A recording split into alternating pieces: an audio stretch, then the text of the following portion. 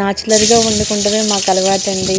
గరం మసాలాలు, కొత్తిమీరలు, పుదీనా ఆకులు ఇవన్నీ వేసి వండటం నాకు తెలియదండి. వెనకటి పద్ధతిలోనే నేను వండే వంటలు మీకు వీడియోలో పెడుతున్నాను. వీడియో చూడండి, నన్ను కూడా సపోర్ట్ చేయండి, సబ్స్క్రైబ్ చేయండి. వీడియో చూసిన వారందరూ లైక్ చేయండి. థ్యాంక్ యూ సో మచ్ అండి మీ అందరికీ కూడాను.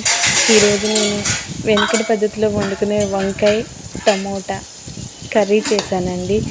ఇవన్నీ కూడా ఇటువరకు మా అమ్మగారు మా అత్తగారు ఎలా చూపించారు అట్లానే వండుతున్నానండి. ఒకవేళ వేరే రకంగా వండినా అవి అంకుల్ గారికి నచ్చవు. ఇంకా అందుకని నేను వేరే ఏమీ వండలేను. అది కాక నాకు కూడా అవి పెద్దగా తెలియవు. అలాగే మీకు నేను వండిన ఈ వంకాయ టమోటా కర్రీ నచ్చిందా అండి?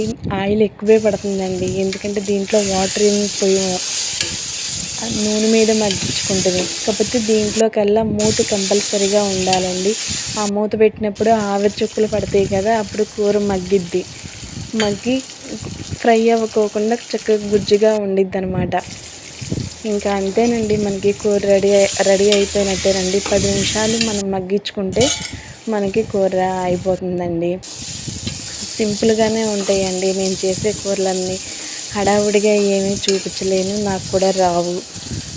నచ్చితే కనుక వీడియో లైక్ చేసి సబ్స్క్రైబ్ చేయండి.